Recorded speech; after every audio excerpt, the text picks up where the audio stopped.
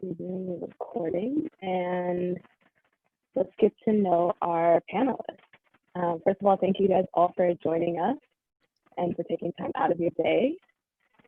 If you could each go around and introduce yourselves and tell us either one main thing that you learned while running a crowdfunding campaign, or your like top #1 piece of advice when it comes to crowdfunding.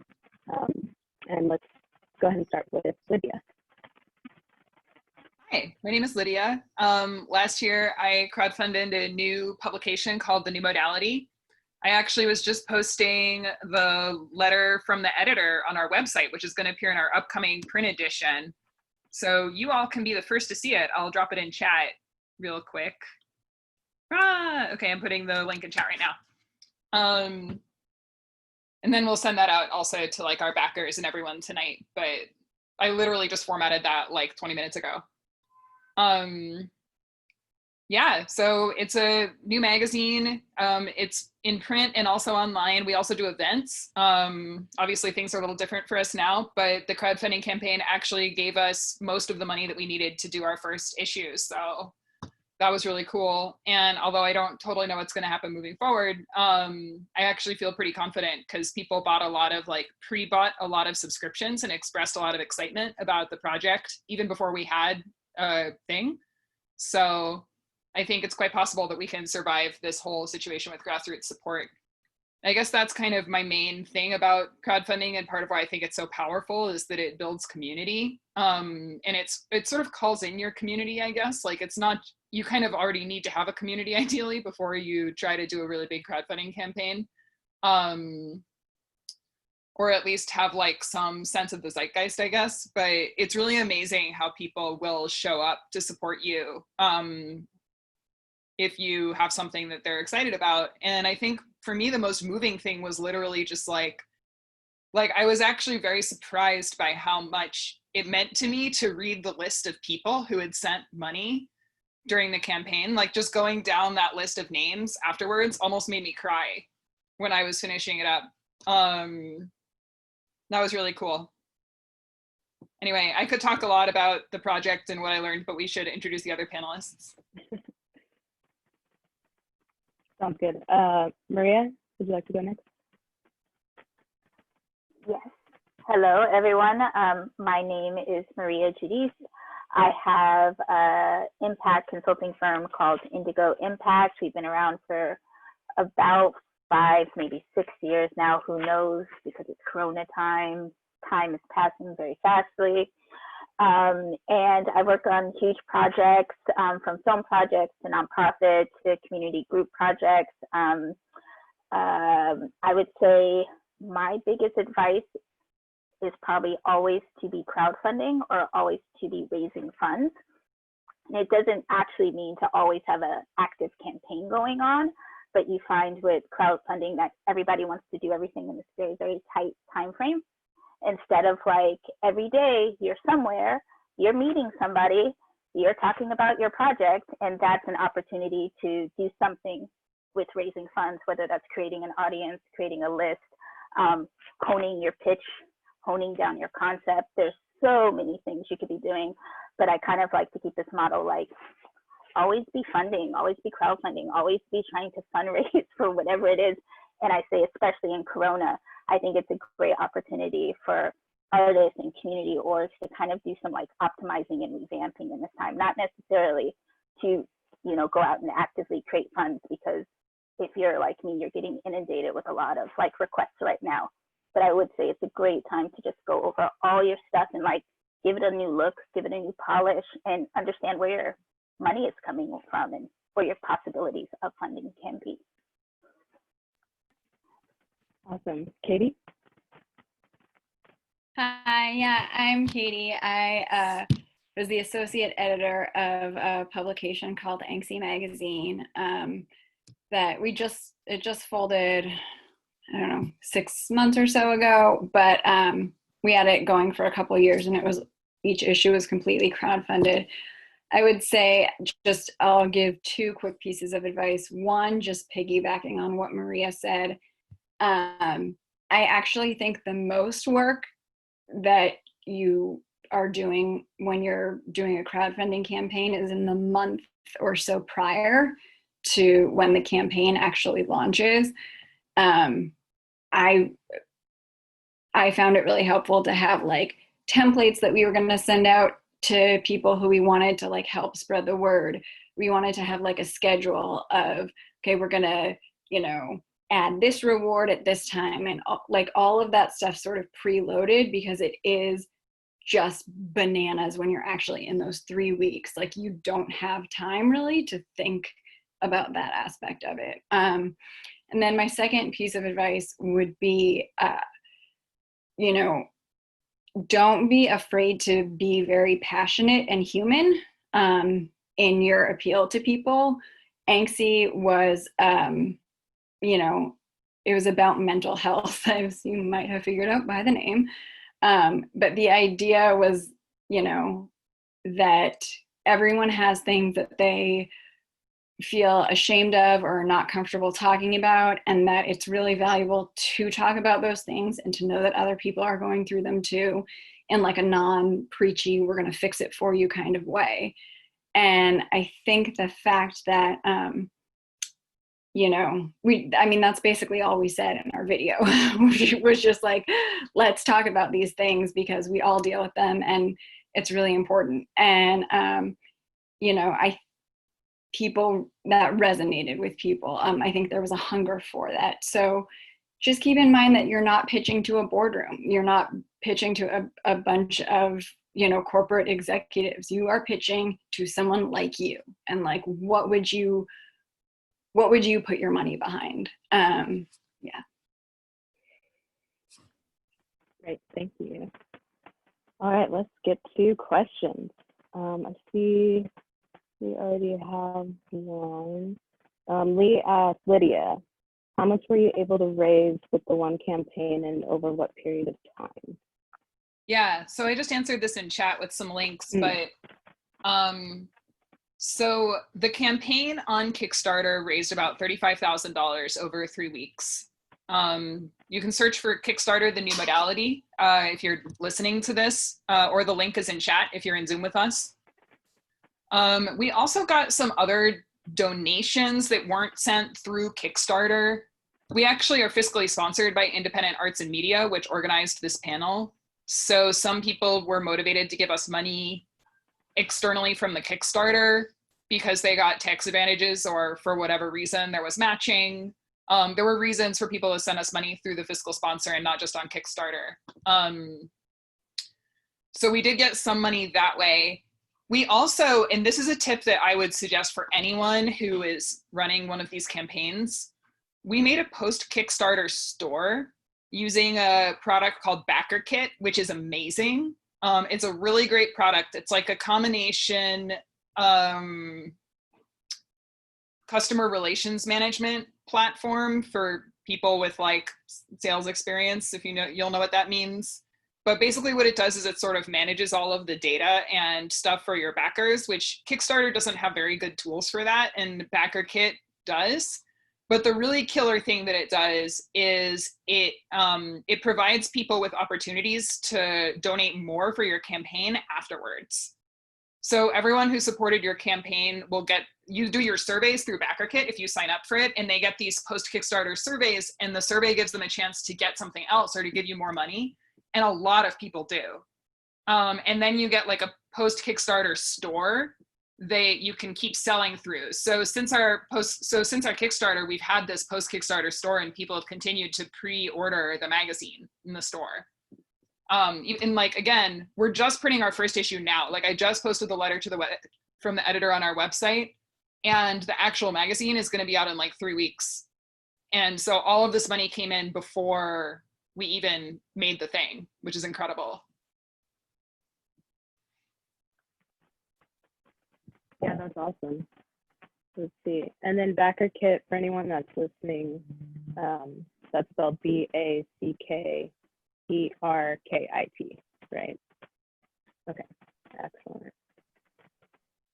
I will also happily give you my referral code for BackerKit. All right, do we have any more questions? Guys, just feel free to type them in the chat. I think the other two people who are on this panel actually raised more money than I did. So I would be curious about both of them, like both of the Anxy campaign, and I can't remember exactly what your campaign was called, Maria, but I remember looking at it and that it was a lot of money. So I would be really curious about both of you, how much you raised and whether you put the amounts that you raised down to anything specific.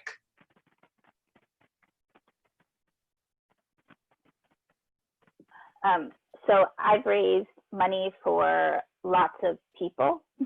And I believe the campaign that I shared with you, Lydia, was for a film called Neptune Frost, and we raised about $200,000. That was a sci-fi musical by the poet, artist, musician Saul Williams, and it was a very successful campaign. But I also say we also had celebrity power for this successful campaign. And he has been a very independent artist for a very long time. So we're lucky that he controlled all his channels and all of his audience, right? So we literally sent out a newsletter to, I think, 300,000 people. So we were really lucky on that. But there was a lot of other things I did. I also raised like money for The Last Black Man film, if anyone has seen that. I raised the first like 100 grand for that film. And an organization called Cold Tenderloin that is part crowdfunding and part, I would say, just traditional fundraising. And we've raised about $500,000 for that organization. And when I met them, they had about $30 in their pocket. So for me, fundraising and crowdfunding, all of that, which I say always be fundraising, because it's all this kind of like holistic effort, right? Really, it has to be a way of life. You literally have to be thinking about it with almost everybody you see, and see fundraising not just as dollars, but also as opportunities, right? Like, how can you and another organization align and build something together that can give you administrative, help, or give you some kind of product or thing that you might need for your organization, or I don't know, there's many things, right? And I think people only think of it as in dollars for a thing that they're trying to build, and they could be thinking of it in many, many different ways. So for me, like, most of my job is putting strategies together, but also understanding like what the needs are, what the resources are, and who your audience honestly is, like who possibly could fund you. And some campaigns, like I would say, pretty much every single campaign I work on, we're not really dealing with people with a lot of money. We're dealing with people who can give you $10, $15, $25 at max. What we do is capitalize on a lot of people, right? Like, I think for Neptune Frost, he might have had, I think at the end of the day, something like 3,000 backers, out of, and I told you we sent out a 300,000 email list to a newsletter, right? So only about 3,000 backers, I think, total, but that means you have to deliver 3,000 things, which is a utter nightmare really on the end of that. But even for Last Black Man, I think that was in the thousands in terms of the number of people that actually gave us money. We actually just threw parties, a part of our Kickstarter campaign, so we could have in-person events, because a lot of our people are kind of people who just need to show up. You need to speak to them in person. You need to kind of like encourage them in the campaign. So that was like a lot of adapting and understanding like what your community is like, how people's dollars flow. Maybe they don't flow through PayPal. Maybe they don't flow through Venmo. Maybe they flow in cash. So you have to figure out ways to capture those dollars, because all audiences are different, and especially for Neptune Frost, that was a global audience. So we had people, I think, from like 30 different countries donating. And so we had to kind of like in the middle of the campaign figure out how those dollars were going to come in via people who didn't have credit cards that were international. So we had to do something like Lydia and create other ways to get money from people. So yeah, I hope that answers some of your questions. And just real quick, sorry to interrupt, Katie. For those small donations, Lee asked, are they not tax deductible, or did you raise them on behalf of a 501c3? Nope. So Kickstarter is not tax deductible. If you want your dollars to be taxable, you have to have like a fiscal sponsorship like IAM. And you could create, honestly, I tell people now, you could really create something like Kickstarter through IAM. it just takes a little bit more manpower, right? And a lot more. The only thing Kickstarter is really giving you is the fact that it has the highest footprint of any other crowdfunding site. So a lot of people, a lot of traffic, they do all this marketing stuff. And it's, I wouldn't say it's easy, but it's kind of, you're able to really connect to that front page of Kickstarter. You can email them, you can call them, you can have one-on-one quick talks with them, 30 minutes to whoever the head of that department is. And that's really helpful. And if they like your campaign, you're kind of in this like top tier level so that you get to the front page or you become like a Kickstarter preferred project. I forget what it's called now. And that's really helpful because they have millions of people that come to that site on a daily basis. So that's hard to do on your own, but the other side of it, it's not a tax deductible donation. It's someone's giving you the money and you don't have to give it back. It's also worth noting that Kickstarter is like super doubling down on media and arts for their brand identity. Like that actually really matters to them. They really want to be the place that supports media and the arts. And it's not, and they actually have to invest in making that happen because a very natural use of Kickstarter is to crowdfund like gadgets, you know, and that's actually like, they're fine with that, but it's not really what they're trying to do. So they've been investing really heavily in like infrastructure and employees whose job is to liaise with the arts and media community. So if you can get on their radar, they will give you a ton of support. Like if you're the type of project they want to support, which like film and magazines are like right in there. And I think all of these projects, including Katie's, were all featured as projects we love by Kickstarter, if I recall correctly. Yep, we were. And, you know, truthfully, I think part of that was that people on our team had connections at Kickstarter going into it. I was by far the least connected person going into everything. So I feel like I don't have that much advice on how to connect with those people because that was the heavy lifting done by other people. But for our first Kickstarter, we wanted to raise 50,000 and we raised 58,000, which was incredible. And I think, you know, we were able to accomplish that by first doing a lot of that pre-prep, like figuring out who was really like, who were influencers. I hate that term very much, but like who, you know, were well-known people who cared about mental health and wanted to see something like this and reaching out to them ahead of time to let them know, like, we're doing this, would you be interested? You know, a couple days before we went live, letting them know we're going live. We had like templates for social media if they wanted to just make it really easy and copy and paste into their thing, templates for family and friends to send out emails, all of that stuff that we did ahead of time, I think paid off really, really significantly. And then the other thing we did, and I don't know if this is something that Kickstarter asks of people or we just did it, but you know, we broke down, especially for the subsequent issues, we broke down where these costs were going. So, you know, our magazine was 144 pages of like print color. I mean, it was a little bananas that we, it was an undertaking.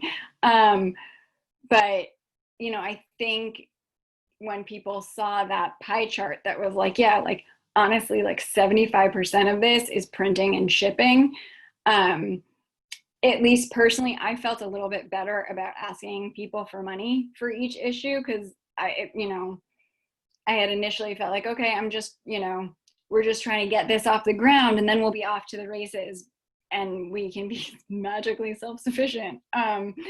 But when people understood that just how insanely expensive this was to produce, I think they were more willing to contribute.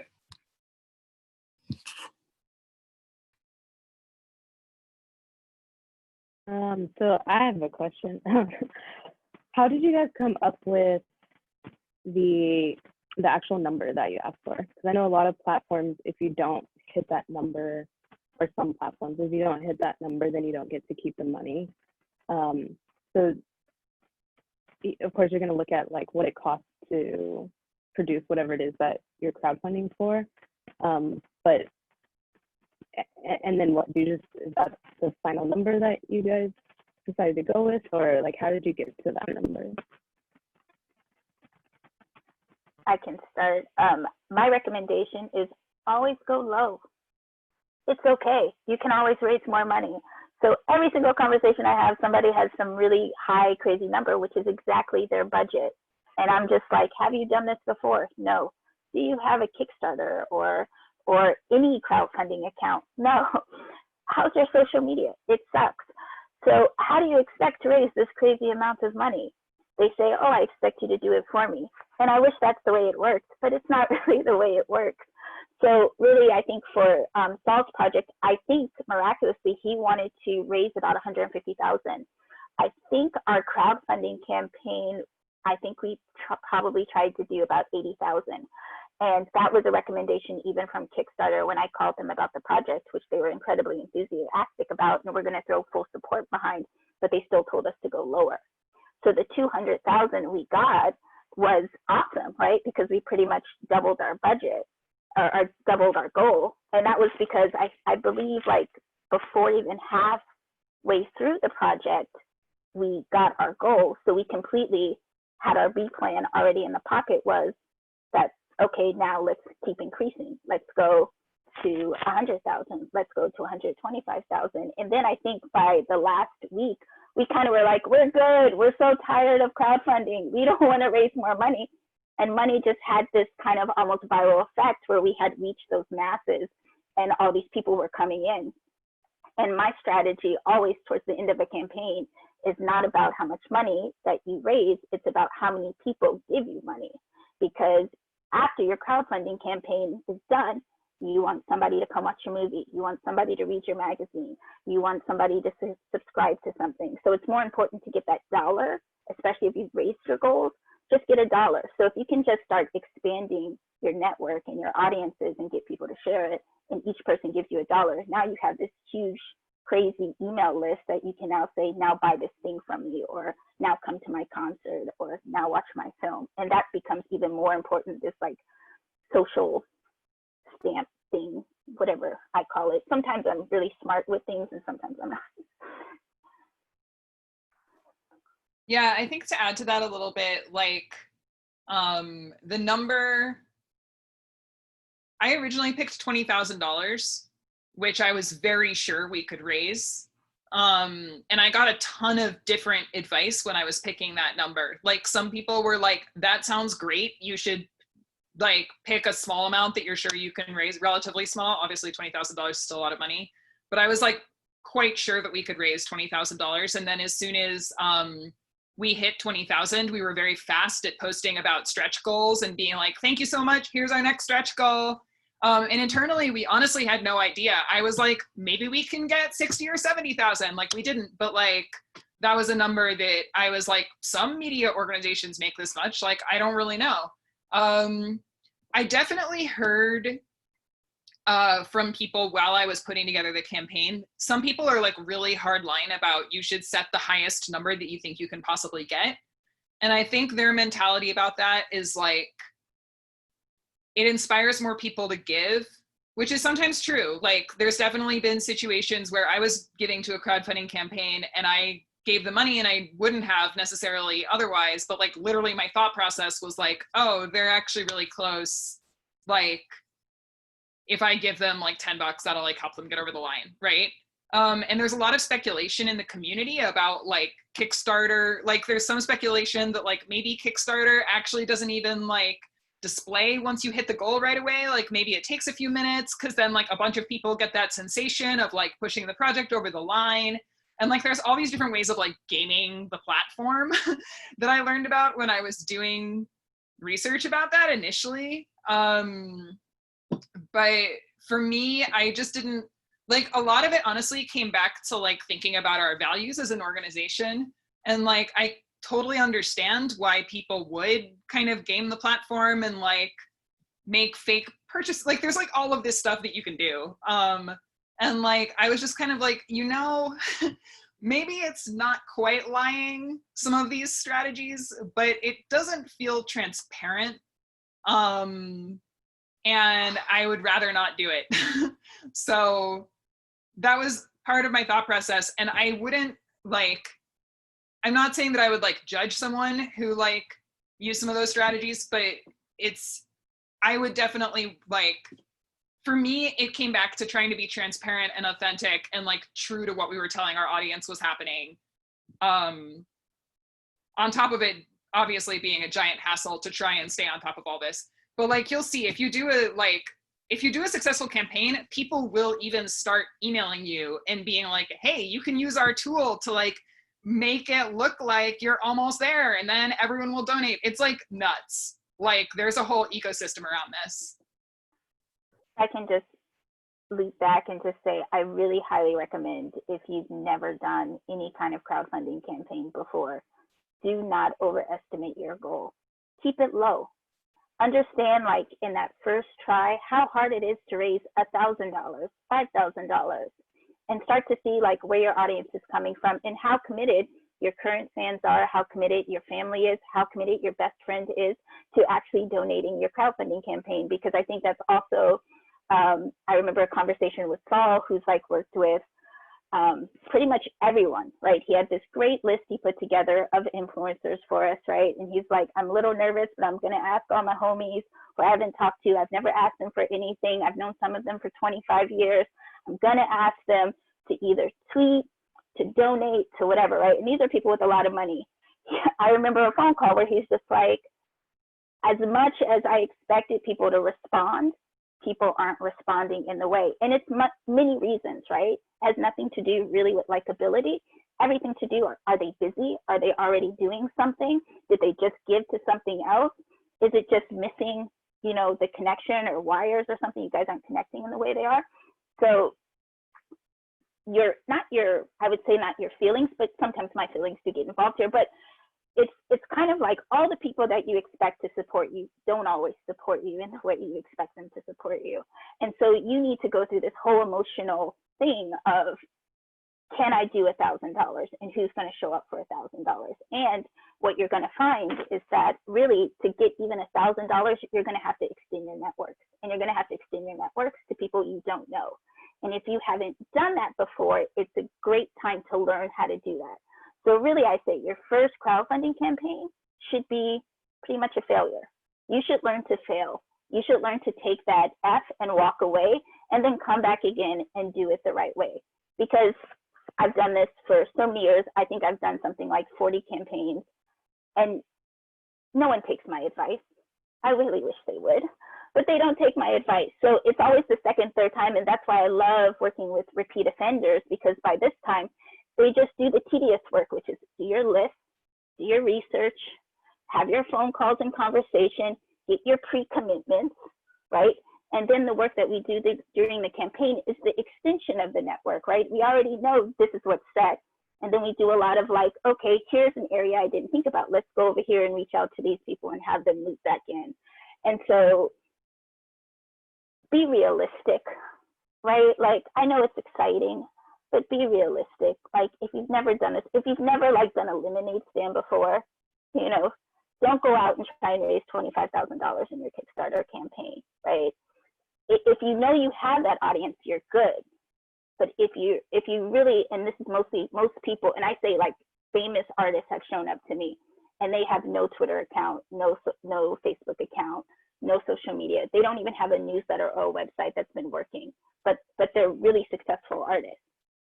Those pipelines are important for you to reach your people, no matter how much success you have, you know, so.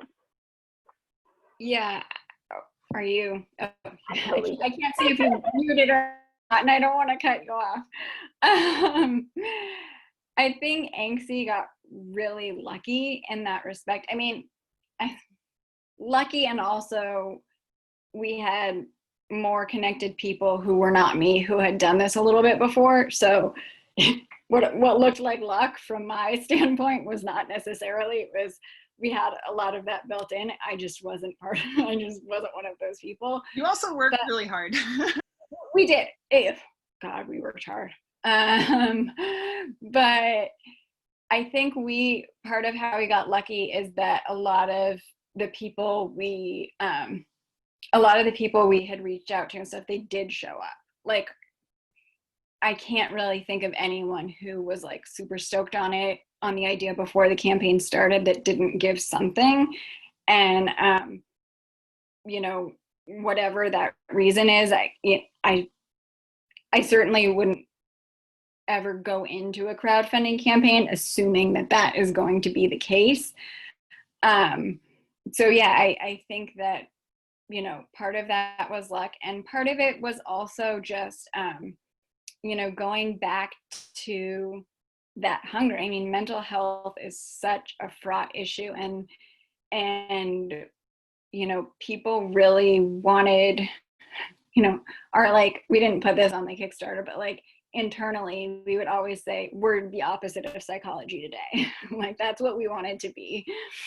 And we didn't want to tell you how to fix your problems. We didn't want, you know, we just wanted people to tell their stories, and however that looked is however that looked. So I think that because the topic was something that even if you didn't know any of us personally, you might feel passionately about, was incredibly helpful. But I would definitely agree with Maria. Like, if I were just my little podunk ass on my own to do a Kickstarter for something, there's no way on God's green earth I would set my goal at 50,000. Like, I don't have $50,000 worth of connections. I just, me, myself, and I don't.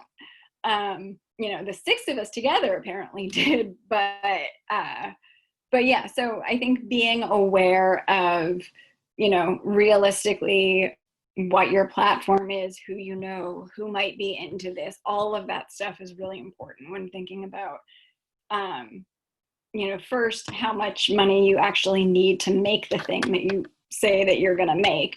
But then after that, you know, you have to get pretty realistic about who you can get money from and how much. Oh, the other thing I'll say, you know, always have something at $10. Always have something at $3. You know, I've talked to people who have wanted to start with like their lowest reward at $25. And I'm like, well, okay, I can tell you, if I'm feeling lukewarm about something, I'm not going to give $25 to it. I'm just not. So like, make sure you have at least a few of those lower dollar amounts, because you might get lucky with, you know, handful of big ticket items, but by and large, everyone is going to be giving you $5 to $20. That's going to be the bulk of your contributions. Right. And if I add a couple of things that you mentioned here, one, I should mention that pretty much every Kickstarter or crowdfunding campaign I work on, I don't mean to keep saying Kickstarter because Kickstarter is not the only platform. You should really figure out what platform works for you. But every team is probably somewhere between 5 to Neptune Frost, which is a global campaign, had about 40 people. We had 30 people that were global ambassadors that did everything from street campaigns to posting to whatever they wanted to do. And I always use ambassador as a term of like, can you give us your time, whatever it is, whatever you're best at. If you're great at printing flyers and passing them out on a corner, that's great. It totally helps our campaign, and it doesn't make us take time for you in a way that you're not good at or have to learn something new, right? So we had about 40 people. I think Last Black Man had about 15 people that worked on that campaign. And when I say 15 people, I'm really saying like 15 full-time people who are dedicating the next 30 days to this thing and only this thing, right? And I know that's a hard commitment, but it's a commitment you need to get from people, even if it's, you know, 3 people, 4 people, 5 people. But really, kind of like Katie is saying, like having, you know, people with split skills to say this person is an influencer, they have connections, you know, because of whatever they do, great. We have a marketing person, they know how to really do marketing. We have this person who really works within the community, so they know how to really get community involved in something. So you have people with skills that they can bring to the table, but they're using those skills for the next 30 days, pretty much full time, to get this campaign off the ground and, you know, running on its own 2 feet. And I think people forget that, right? They want to be the one solo person, the Highlander, running this campaign by themselves, and you can't. It just doesn't work that way. And then the other piece that I want to mention is that, you know, knowing what your total budget is exactly what you should be doing. You should know what your entire budget is, how much you need, with some kind of contingency in there, correct? But then what you want to do, you know, and be comfortable with is really breaking that down, you know, especially if you're working in film or in the arts or in some kind of like project-based thing. Having pre-production, having some time to just concept is great. And people will give you concepting dollars, you know, and you start off with, say, 10% of the total budget you need. You raise that money, you walk away, you come back in 3 months, 6 months, you run another campaign for the production money, and then whatever your post money is. But you keep growing your audience, you keep growing the campaign, you get better at it every time, you raise your goals a little bit higher, and you show your success every time, right? You started off small, you get a little bigger, and people really gain confidence in that way. And I think people don't want to do that because they really feel fatigued, or they feel like they're bugging people too much. But people on the other end aren't really worried about that. What they're worried about is like success. Like, can you pull this off? Like, how are you going to do a feature film with like 100 people in this film that seems really big and it's sci-fi and all this stuff, and you're asking for $1.5 million, right? Like, that just seems crazy. How about just ask for 10,000 so you can get your concepting, storyboard, all these things together, so you can go pitch and try pitching, or try to just show us a little bit of something, right? Like, I just need concept art. Fine, like, ask this money for concept art. So breaking down your project in that way can be really helpful, and it can also lead to getting more momentum in the long run. Because again, crowdfunding, as like, my philosophy is like, crowdfunding isn't anything that is like short term. It's really like a long term thing. So you're really looking like 1 year down the line, right? If you want to do a crowdfunding campaign in 2021, you should be thinking about it now. And you should be thinking about what's my first step? How much money do I really need to raise? And by 2020, 21, how much money do I need by the end of that date? Does that make sense? I hope that makes sense to everybody. Yeah, I will jump on that to say real quick, the ambassador pattern is really, really powerful. And like, I often forget to even talk about it because it's been so baked into how I thought about this project from the beginning. We've had something called New Modality Catalysts since like before the crowdfunding campaign, which is not exactly ambassadors. It's more like, for the people here who are into journalists, it's more like having a lot of public editors or something. Like, it's about accountability. It's not just about like promoting our thing, but it also turned out to be about promoting our thing in the end, because so many of those people were just like, this project is amazing, like, I support it, like, here I am. And that gave this, like, on our launch day, the impression that people had was like, everyone in their community, like 30 people posted this Kickstarter on Facebook at the same time. And that was incredibly powerful. And one person who's a little bit more cynical than I am, who gave me advice about my campaign, actually suggested that I get people to sign on and commit to amounts of money that they would raise. Like, that I get like 60 people to each tell me that they would raise $1,000.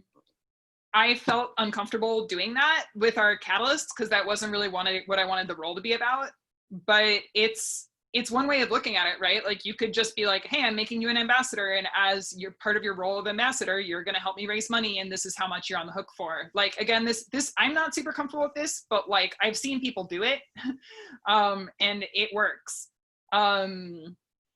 There's a group there's an organization called the Membership Puzzle, which has done a lot of open source research on membership for journalism. So if you're in the journalism world, I would advise looking them up and seeing some of their coverage, because they've really picked apart some of these patterns. And a kind of like best in show example of a crowdfunding campaign for journalism was the correspondence campaign last year. They're a Dutch organization. It's best in show in its tactics. I would say there was some coverage after the campaign that indicated that perhaps this organization was not really being run by the values that they claim to be being run by during their campaign, which sucks. So I don't like promote the organization necessarily. I don't really know very much about them, but they've gotten a lot of negative coverage. But tactically, they raised like $2 million, and they did it by having ambassadors and by talking about their values. So it's just like, it works, man. Yeah, I just want to echo what Maria said about planning in advance. We started having meetings in, I think, April of 2015, and then our Kickstarter was in October of 2016. So we had like, I don't know, a good 6 months at least where, you know, we were figuring out what this was going to be, how we wanted to communicate that to people, you know, if there was even enough interest. We didn't know that going in. We thought that there probably would be, but who knows? People are into weird stuff. So yeah, we didn't need to have that much prep time for each subsequent issue because we were raising less money. We did the opposite of what Maria said, although I think it would have been wiser if we had started small and gone bigger, but we didn't because we're dumb. But we were also like, after the first issue, we were a little bit of a nullity, so we didn't have to like, we had more of a built-in audience already. So that helped. But yeah, plan in advance, like as much as humanly possible. And then I am seeing that there's a question in the chat, so I'll just answer that if that's okay. The project is mental health related, reported narrative podcast. We had the magazine to give as donors. What can you give people ideas? Yeah, so there's sort of, in my experience, there's two parts of that. So there's the like, what the physical reward is going to be. And from that, we did a whole range of things. We did, postcards, tote bags, events, all of that. Just for stuff to send people that you can make in bulk. And then the thing that was sort of hard to figure out was, what do we do for our Kickstarter video? We don't have we need the money to make the thing. So how do we show you what this thing is going to be? And so what we ended up doing is trying to, we made a video that was as much like almost like a movie trailer for the magazine, if that makes sense. So it was, like it started off with a voiceover, like, let's look at our inner worlds. And then we had like a bunch of different people of different races and, genders and ethnicities and all different looks and all different arts. We really wanted to sort of figure out ways to get across the fact that like, we want this to be inclusive. We don't want this to be preachy. We want this to be about people's stories. So as sort of nebulous and annoying as that answer might be, I would say like, think about whether it's, audio clips that you then have some sort of visual, you're adding some sort of visual component to, but yeah, kind of think of it as like a movie trailer for what the thing is going to be. You want whatever vibe is in that to resemble as much as possible what your ultimate product is going to be. And I think that gives people enough of an idea of like, okay, I'm into this or I'm not into this. This is something that works for me or not. Yeah, I underestimated how much effort the video would be. And it worked out okay, but I definitely had to put many more hours into it than I expected to have to put into it when I was originally thinking about the crowdfunding campaign. And part of it is just that like, it's not really our core competence. Like our Kickstarter video is the only piece of video we're going to generate probably for like at least the first 2 years of this project, if like ever. So I just don't know that much about it. No one else in the project knew that much about it. Yeah. And ultimately we were able to like solve that problem and do a good job. But a lot of people actually told me that they thought it would be fine if our video had bad production values. And I don't actually think that would have worked as well. Like people were like, it'll be fine if it's just you on a cell phone camera. And I was like, yeah, but like our magazine is like a high production value, like media thing, you know, like it just didn't feel right. And I think that was the right decision to not go that direction.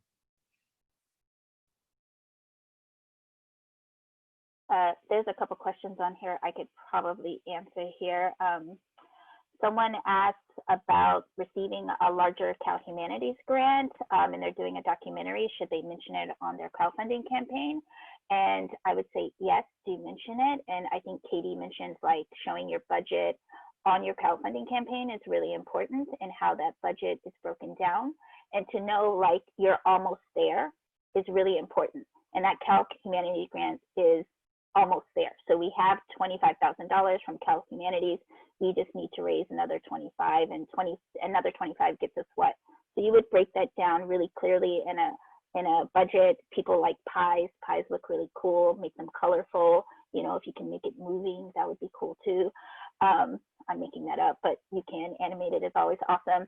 And then there's another question that says, what's the difference between crowdfunding and just asking for donations? So I would say you're crowdfunding, and you can do this, right, no matter what platform you're on. Even if you just have a fiscal sponsorship like IAM, you can say like, we have a concentrated campaign that's going on for 30 days, and we have this team of 5 people, and they'll all be working as a crowd to fund for those next 30 days. Outside of those 30 days, you would just be doing donations, right? Like, which is like, anybody comes to your site, they see that they can give you the donations, they drop whatever money they want in. It's not a concerted effort. It's not a group of people who are doing marketing and they're doing social media blasts and they're making phone calls. This is just up and open to anyone. And both of those two things working together work really well. So after your crowdfunding campaign ends, say you do it on Kickstarter, after that ends, everyone's gonna be like, yo, I missed that last day.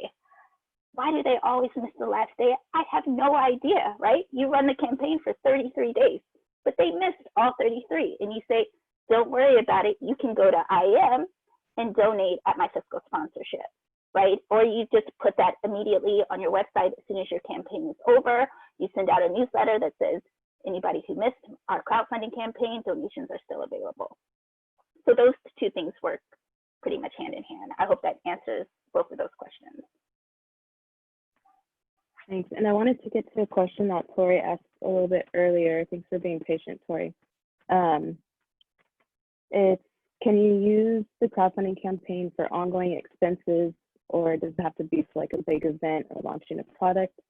And do you always offer a little gift or bonus if people donate a certain amount of money? Yes, and I'm just going to answer this just because I work on so many crowdfunding campaigns, so it's easy for me to answer these questions. One, this is really important when doing something that is not necessarily a tangible product at the end or a tangible thing at the end, to really figure out which platform you want to be on. Some platforms are better than others. You know, GoFundMe right now is a really great platform for like really small things that you want to do, like a concept, or you know, you need a piece of equipment or whatever it is. GoFundMe's work really, really well, and they're a really great platform. They work a little bit different than Kickstarter, but it's easy to learn. But again, that's a crowdfunding campaign. It'd be a concentrated effort. You can set the days and times of that. the other piece of that was, what was the second piece of that question? If you always have to offer like a gift or incentive. Right.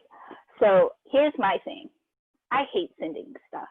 I think it's the worst part of a crowdfunding campaign. I think having anybody sit there to go mail stuff and box stuff up is terrible. And yes, there's all these services, blah, blah, blah, that you can use. I still think it's terrible. I think you should figure out how many really great items you can get. When I donate to a crowdfunding campaign, I click the button way at the top that says, don't send me anything, because I don't want another thing, unless it's really special.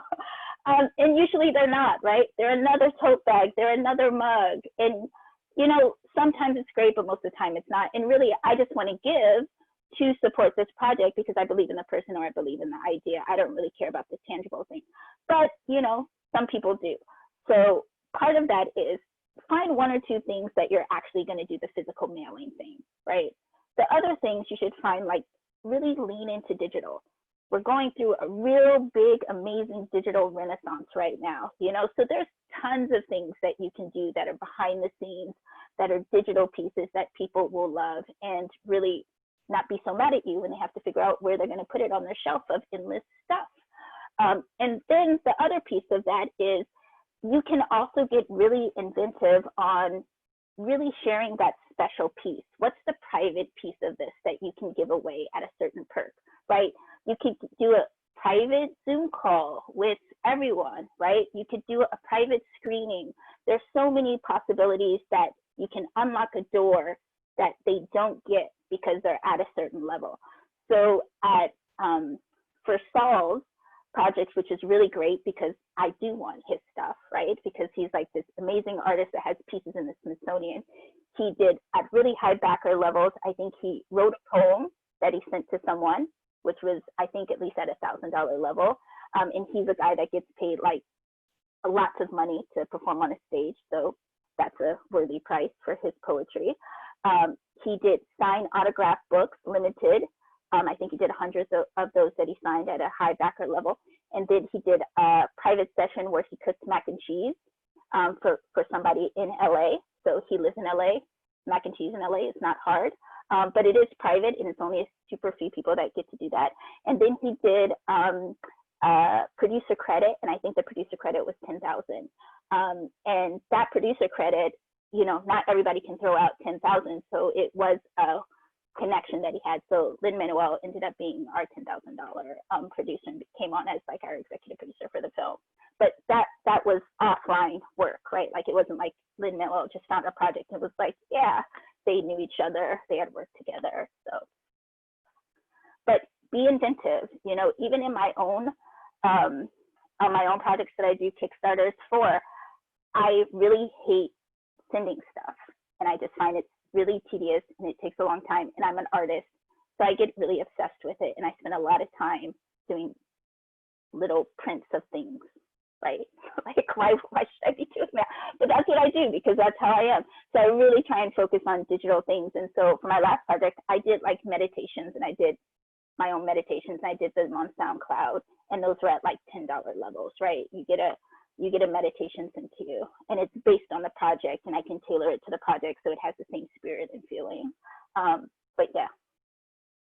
Yeah, one thing we did, I forget at what level it was at, is just if you donate at a certain level, we like put your name in the magazine as a sponsor. And so we just had like a couple pages at the back, and it was just like half of it was like our family and like friends, but like whatever, it was, and it, cost whatever 2 pages to add to a 140 page magazine. I mean, it was nothing in the grand scheme of things, but it made people feel good. So I would say, focus on what you think is going to make people feel good, feel validated in giving you money. I'll say I agree, like that rewards, like physical rewards can be, people can go overboard. The benefit though of having, if people are into it, the benefit of having something like a tote bag, even though everyone has 7,000. I have a lamp in my living room, and it's just like the tote bag lamp. But is that it was free publicity. So like people would send us pictures of like someone on the subway in New York with like an Anxy bag, and like that was a very cool part of it, was like, oh, like shit, like there are people in the real world who like we don't even know who are into this and are carrying their thing. But I would say, you know, to echo what Maria is saying, be thoughtful about it, you know, and don't just create stuff for the sake of creating stuff. It should be something that benefits you and the person in some way, whether that's forming a connection or making it clear what your product is about, or whatever it is. It, you know, it's something you both should feel good about, you know, and not just like a thing. All right, great. We're just about out of time. If anyone has any last quick questions, last thoughts. Oh, Tori said, is this a good time to do a Kickstarter campaign? Like right now, I'm guessing in the COVID-19 era. So, first question, have you done a Kickstarter campaign before? Especially in a Corona era, because there is some high competition going on right now. I just watched Erykah Badu's like live concert that she charged $3 for every person to come in on her private platform, right? So this is a time of innovation where everyone's coming out, nonprofits, organizations, film festivals are shifting to online. Artists are doing their own thing in their own home. Everyone's shifting to a place of massive entertainment and asking for these digital dollars, you know, since there are no longer in-person events. So I would highly caution on doing any campaign right now, especially a campaign that's not Corona related. And I say this to a few people that I was working with right now who are thinking of launching products and stuff like that. And it just seemed like the craziest idea for me, because I'm in San Francisco, I think like most of you guys are, and I'm standing right now in the Tenderloin and I'm looking at people without any PPE, right? And so any organization that's going to ask me for $5, $10 for PPE for people who don't have it is who's going to get my money first. So I'm just thinking of it related from where I sit, right? As much as I love artists, I love all these great things that are coming out, but you know, the pandemic and the crisis makes you think. But I do think it's a time to get your ducks aligned, to figure out when you're going to launch, how you're going to launch, who's going to launch with you. You've got all the time in the world to do all those freaking Zoom chats, to organize, to get talking and understand what, this is the time to do that. And I'm doing it with multiple campaigns now that we're supposed to launch during this time. And right now we're indefinite, right? So, but the other thing I would say is like, again, there are other platforms. So as an artist or as a person who even has a magazine or is doing something, I really think they should be looking at Patreon right now.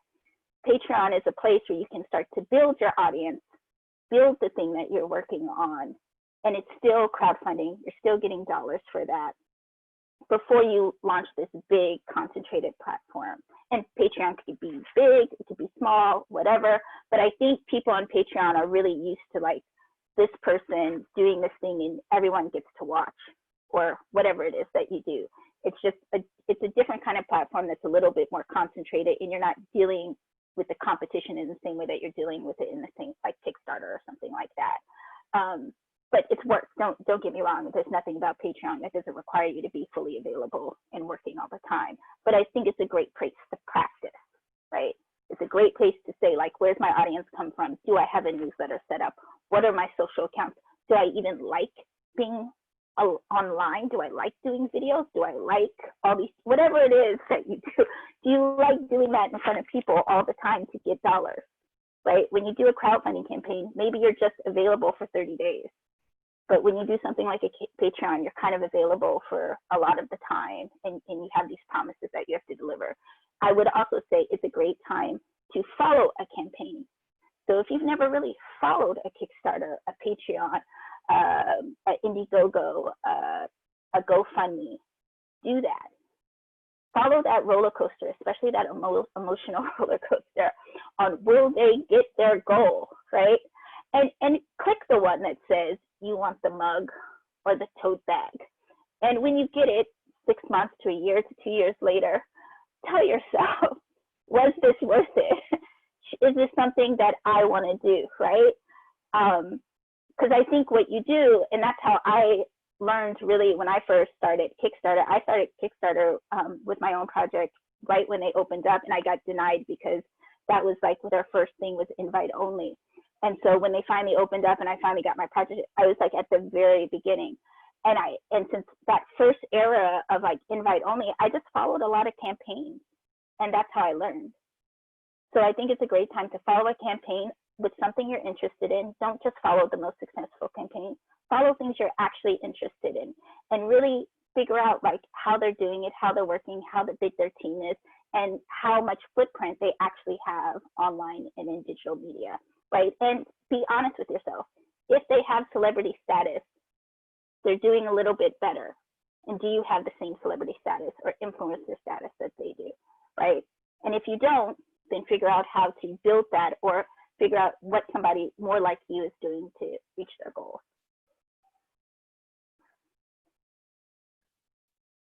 Nice, great, thank you guys. I think that's gonna wrap it up. It's a little bit past 7. Thank you, Maria and Katie. Lydia already had to jump off. And thank you everyone for joining us. We'll send out a link to your emails, the Eventbrite emails that you used to register for this with the replay so you can listen back. Yeah, that's it. Everyone have a good night. Thank you guys so much.